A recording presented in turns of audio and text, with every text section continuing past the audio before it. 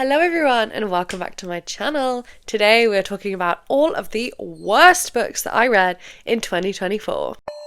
I've literally just filmed my best books in 2024 videos. If you haven't seen that, go and watch it as well. But this is the one that I feel like more of you are going to be interested in because people comment and say that they really like when I'm really negative. So this is going to be an entirely negative video. There's always going to be bad books that you read in a year, but I feel like this year I especially have some truly god-awful books on this list. It was entirely easy to come up with 10 books that I think are the worst that I read in the year. And I'm not even sure why I read so many bad books, because I've been DNFing a lot more than I ever have done this year, but I think I just got caught up with a couple of really bad ones, or a few books that really disappointed me. So without further ado, I think let's just jump in so I can tell you all about these terrible books that you should definitely avoid. The first book that I want to talk about, and probably the worst one of all of them, is a 1 star. If I could give it less than 1 star, I would. And that is The Broken Bonds. This one was honestly bordered on unreadable. Like, it was so bad. This is part of a fantasy romance series called The Bonds That Tie. I was reading this book because I wanted to do a video all about polyamory, and this was a book that has like polyamorous relationships in, although it doesn't really. It's just about this girl, and she gets bonded to like a bunch of guys. For some reason, they're all in love with her. They are all carbon copies of each other, and the main girl herself is a non-entity. And the writing itself is so bad. Almost like every line is repeated, and then like certain words come up like 7 times on a page, and it just drove me crazy. I'm not even that sensitive to repetition, but this one just drove me out of my mind. I just couldn't believe how highly rated this series was, because there is other series out there that I can understand, like that they're not technically going to be good, they're not going to be like that well written, but they are fun and they can like be a fun time. This book though wasn't even fun. There wasn't even like good romance going on. There wasn't even like, sexy scenes to keep you interested. It was just nothing. Stuff that like bordered on like abuse or violence, and then you just like move on. It was just so weird. Nothing happened in the plot as well. Things were just like revealed and just told to you. I can't even tell you what the plot was about because there's no real plot in this book at all. It was just not very well thought of. It just wanted to be a book all about like one girl bonded like in fated mated to like 7 people, but it just didn't work at all. It was so bad that I haven't even retained any knowledge of it. It was the worst book I've read this year, definitely, and one to strongly avoid. The next book on this list is going to come to absolutely no surprise to anyone, because I've already ranted about it so many times this year, because it was my most disappointing read, definitely, of the year, and that is The Atlas Complex. This one let down the entire series, has made me rethink my relationship to this author in general, has like retroactively made me want to reduce down my ratings for like the first book in this series. I hated it so much. I won't go on and on about this one because I'm sure you've already heard me talking about it, but it was just a complete and utter letdown of the entire series. Nothing that was promised or set up actually was delivered, and all of the story lines dissolved into nothing. The characters became nothing as well. They became either like utterly different to who they actually are, or they just became one trait that then they would just be reduced down to and nothing else. Nothing felt satisfying or well earned, and the author was mainly concerned with writing beautiful sentences, and I say that with quotes because a lot of the sentences were completely and utterly overwritten and overwrought, because nothing ended up having any emotional weight or emotional punch because the characters and storyline had been like so disintegrated by that point. So that's my overall review of The Atlas Complex, which is the 3rd book in the Atlas 6 series. Absolutely terrible. I don't have the physical books to show you anymore because I have sold them. Next up, we have a Wheel of Time book. This series was a challenge. Honestly, I don't think I'd recommend reading this series to anyone, even though in the end I kind of enjoyed myself and I can kind of look back quite fondly on this period of my life. I think I would only recommend reading this series if you are so deeply into classical fantasy, or you're really deep into fantasy in general and you want to go back and read the classics of the genre. If you've read Lord of the Rings and you've read all of the other kind of like classics, of like the fantasy genre, and then you want to read this, then I would say go for it. But for most people, honestly, do not recommend. This one was the worst book of the whole of the 14 books, and it was Crossroads of Twilight, Wheel of Time number 10. This one was just like unforgivable for me. Like a lot of the books, like at least something would happen, or like it would be like a vibe that I would be like, oh, I'm back in this world, I'm back in this kind of cozy vibe. This one was just so bad. I couldn't even give it, like, this was got like a 2 stars for me. And for being number 10 in a series to then be that bad, like, oh my god, it was just painful to get through. Nothing happened. It was so boring. And then the things that did happen, I wasn't happy with. I won't obviously go into anything about this book because it's number 10 in a series. But in general, this series is a hugely long 14 book series by Robert Jordan, and a lot of the beginning of it takes like direct kind of like inspiration from Lord of the Rings. It kind of reads as Lord of the Rings fan fiction. It does significantly move on from that later in the series, but it's set in a world where the Wheel of Time weaves fates together, and you're following a group of young people from an out of the way small village as they discover that they might have huge power to affect the fate of the world. A couple of the Wheel of Time books this year did get up to like 4 stars for me, but this one, no, so bad. If you've read Wheel of Time, I'd be very interested to know your favourite book and your least favourite book, because I think it's fun to see like because people have very different opinions. This one's definitely my least favourite. Next up, another book I've already talked quite a bit about recently in a video where I was ranting about popular books I don't like, is They Both Die at the End. I read this year and I really, really didn't like it. And I'm actually really relieved because when I made that video that I will tag somewhere up here, you can hear me ranting about other books that I hated. A lot of people in the comments were really agreeing with me and saying a lot of the things that I was thinking as well about this book. So this book is a coming of age, like young kind of queer love story, all about these 2 young teenagers. And basically in this world, you get a phone call on the day that you're going to die, and they tell you that you're going to die. They don't tell you how or when or what's going to happen, but then you can spend like your last day either like meeting up with someone else who's also going to die, or like there's like basically lots of different things you can do on the day they're going to die. That already is an interesting concept. If you are expecting that to be explained at any point in this book, then you will be sorely disappointed, because that the world building is a shambles, doesn't make any sense at all, and lots of the internal logic of the world don't make any sense. So that really annoyed me about this book. But also the way that the story is told, I didn't really like. I didn't love the love story. I didn't feel any kind of chemistry between the characters at all. So therefore the emotional of like them both dying at the end didn't get me. Also, I knew it was coming, like obviously it's coming, it's in the title. But also the way it was written with like side characters, and the amount of other point of view characters that you get in this book just completely takes you out of it, and you just get so bored and bogged down by the end. And I just really did not love this one, and that is an unpopular opinion in general, but with viewers of this channel, I think quite a popular opinion. So next up, we have one of the books that I read for the Women's Prize long list. I was reading all of the long lists and the short lists this year. This one was my least favourite, I think, in the end, definitely on reflection, and I really, really disliked this one. And it is Restless Dolly Maunder. I've also given away this book already. I used to have all of these books physically. I do not have them anymore because I've sold them. This is a historical fiction story, and it's basically about this woman called Dolly Maunder.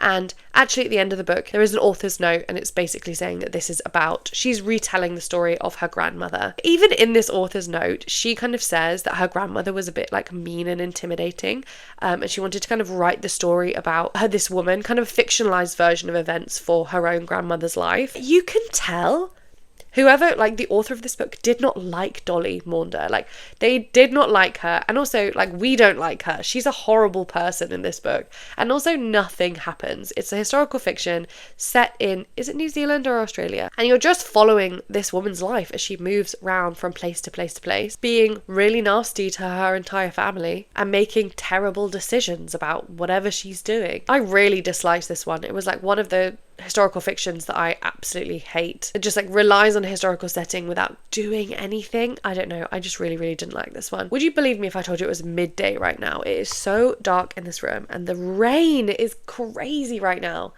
Like, we're just gonna have to keep filming this video because it's not going to get any brighter. This is terrible. Next up, book number 6 is a romance book. And this one, I'm not even sure why it irritated me so much, because I did read really a few honestly terrible books, romance books this year. And especially, I'm going to do a December wrap up because I read a few festive romances. Oh my God, they were awful.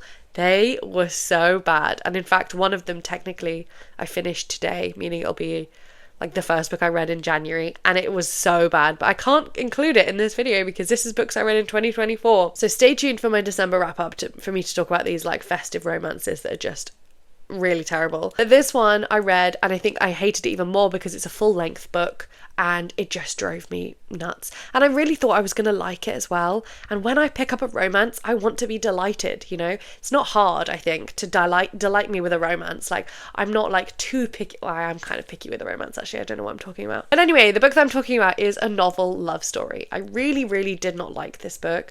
I thought that the premise promised quite a lot and then just like felt really odd. Basically, in this story, you are following a woman and she's obsessed with this series of romance books that are all set in the same small town.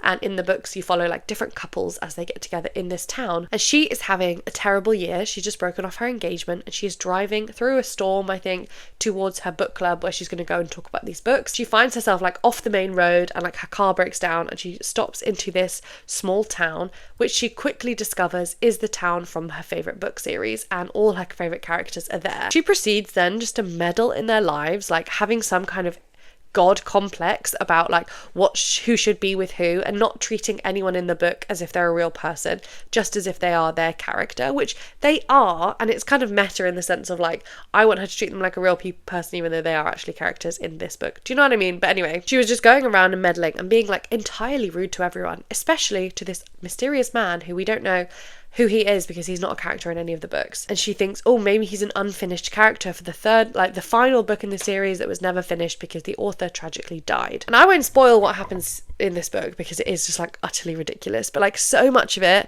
moves really fast. The romance itself moves really fast. He has utterly no personality, and then the repetition in this is also crazy. Like how many times I had to hear about his minty eyes that just really drove me nuts. And I should have definitely DNF'd this one, but I was kind of holding on hope for like this big happy ending, and the ending was also really terrible and just felt quite sad. Like it didn't give me any kind of joy about, oh, like what a lovely like cozy story, at least two people have found each other. Like I was just like, oh, you should not be together at all, like, this is horrible. So yeah, that's another book that I absolutely hated this year. Next up, we have another book that I've been ranting enough about, and I think there's kind of a theme with some of these books, is that it's like an expectations let me down. Either when a book's like really long and I feel like I've kind of been holding on for some kind of resolution at the end and then it's not worked out and like you feel like you've invested loads of pages into something, or it's been really hyped up and like you think it's going to be one thing and it's another thing. That's like what most of these books have in common. The next book is both of those things. It was really hyped up and it was also really long and I was holding on for the end, and that is The Bee Sting. This one had so much hype around it. Lots of people really said it was Booker nominated last year, and lots of people said that this was their favourite one. And when I did a little quiz to see which Booker prize that like would be most suited to my tastes, this is the book that came up for me, and it couldn't have been more wrong. I really didn't like this one at all. And also I listened to it as an audiobook. So normally I'm a bit more like give books a bit more grace with an audiobook, but like this one, not even that could save it. This book is about a family living in Ireland and you're following each of their different perspectives. There's a husband and wife and a son and daughter, and you're starting with the daughter story, which is like pretty interesting. It's kind of fine. It's talking about her issues that she's having with her friendships and like kind of preparing for going to university and like taking exams, stuff like that. Nothing crazy, kind of teen drama. And you follow the younger brother. He's kind of being ignored, and like there's another like slightly darker storyline there. That's also kind of fine. The mum story, when you finally get it, is more interesting, and she should have been the centre of the whole book, I think. But who is actually kind of the centre is the dad. Like everyone's story, you get his last. Everyone's story is like it's got this big gap in the middle about like the dad and like what's he doing and what's he thinking, and there's like kind of this mystery about like his life and what he's doing with his life. And I don't kind of want to like explain it all the way in case you do want to read this book, but he's kind of the missing piece in all of these stories. And then when you finally get his perspective, you're like, oh, okay, we're going to kick into gear now and like figure out like what's going on, like what's happening. And it was just awful. Like, it wasn't anything interesting. It was always the most boring thing it could have been.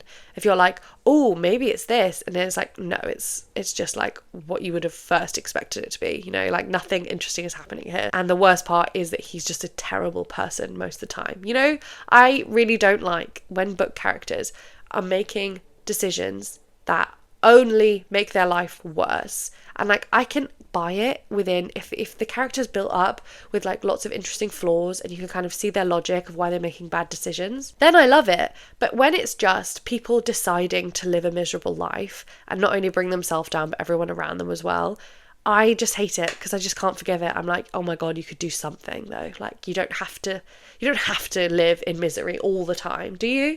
I don't know, like something about that just really annoys me, and he's the epitome of that character. And then the whole ending, I was so disappointed in. Like, so much was built up and it was like actually getting quite exciting and pacey, and then the actual ending, oh my God, it's unforgivable. Like, it was so bad. And after reading like, I don't know, like almost 600 pages or listening to hours and hours and hours of this book, and the way that it ended, I was like, oh my God, this is so bad. I really, really didn't like it. And I know that I'm alone in this because loads of people absolutely love this book. I hated it. Did not like it at all. So that is The Bee Sting. Next up, we have another book that I was really disappointed in because I liked this author's previous book, but I really didn't like this one.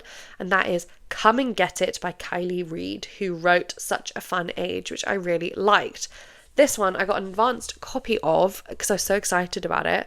And oh my God, it was so bad. I kind of kept waiting for it to kick in and kept waiting for like pieces to slot together, but it just got worse and worse, if anything. The way this book is described and the blurb makes it sound so much more interesting than it is, because it's not very well pitched, I think, for what the book actually is. It's kind of pitched as this like dorm advisor. So she's like a student, like an older student, who is looking after these like freshmen in a college dorms. And she has like a kind of messy entanglement with a professor, and it's all about like identity and money and power and status and like becoming a woman and being in college and stuff like. But it's really, that sounds so much more interesting than it is, because what it actually is just like lots of different scenes of these people who kind of live together or near each other.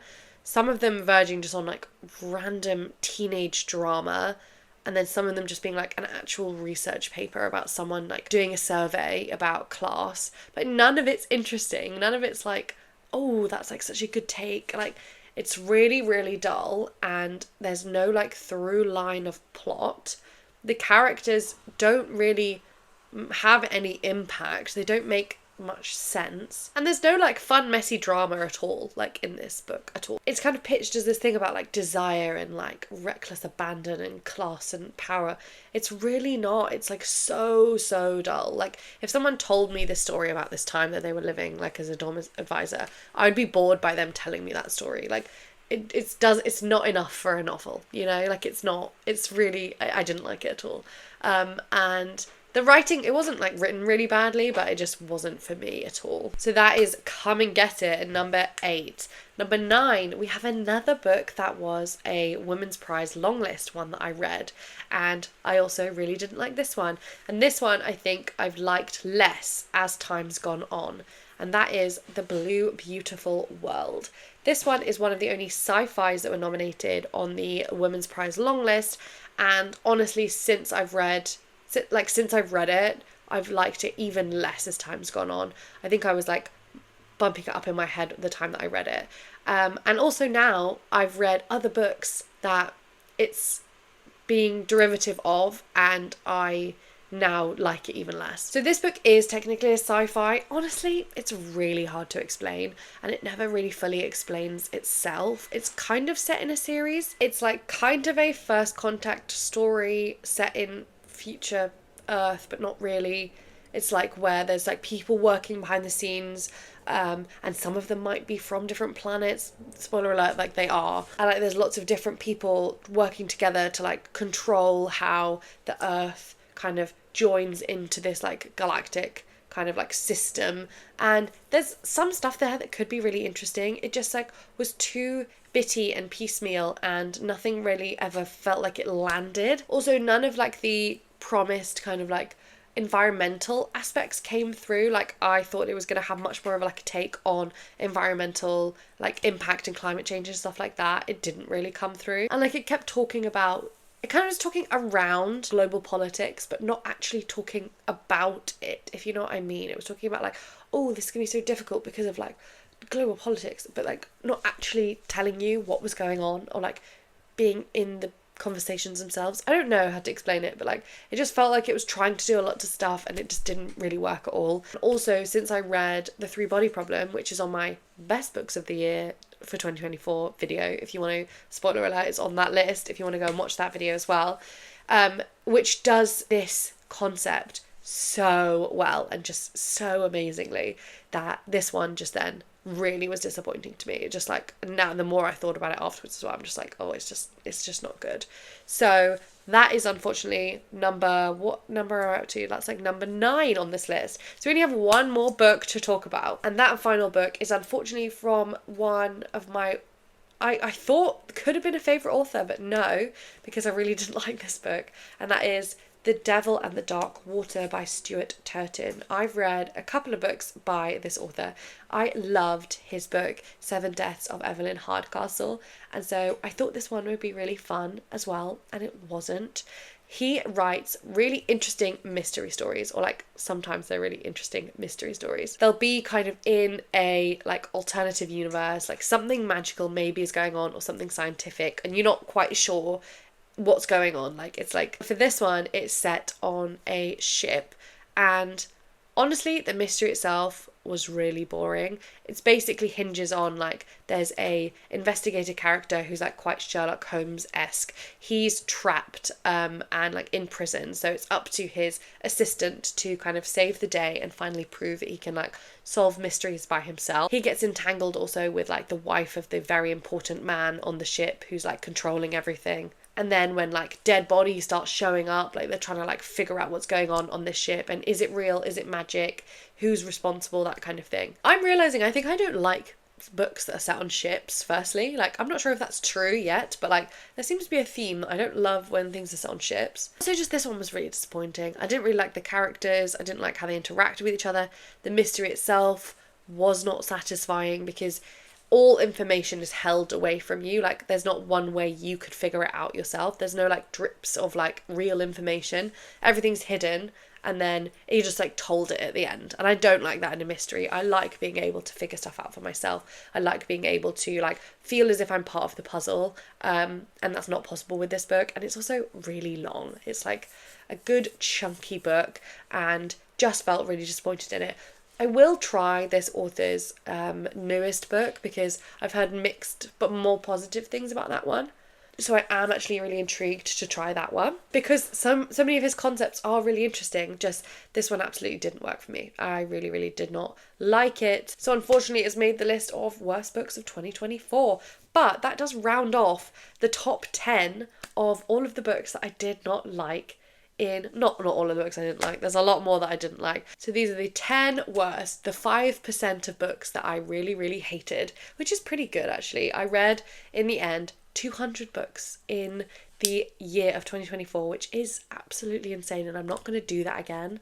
I think it's too much actually. But I did just have to sit here and tell you all of the books that I don't think you should bother reading in the year of 2025, so make better choices than me and don't read these books. I'd love to know if you've read any of these, if you have different opinions than me about them, but also I'd love to know like maybe your top 3 worst books as well. Like what books should I be avoiding that I haven't read yet? Maybe some really popular ones that like everyone everyone else liked and you didn't like. Like, tell me what I should not be reading, because I don't want to repeat my mistakes and read a bunch of books that I did not like in the new year. So that is going to be all from me today, because the sky is full of rain and it's so dark in here, so I'm going to have to sign off this video. But thank you so much for watching this video. Please make sure you like this video and subscribe, and go and watch all of my other videos as well, and I will talk to you again soon. Bye!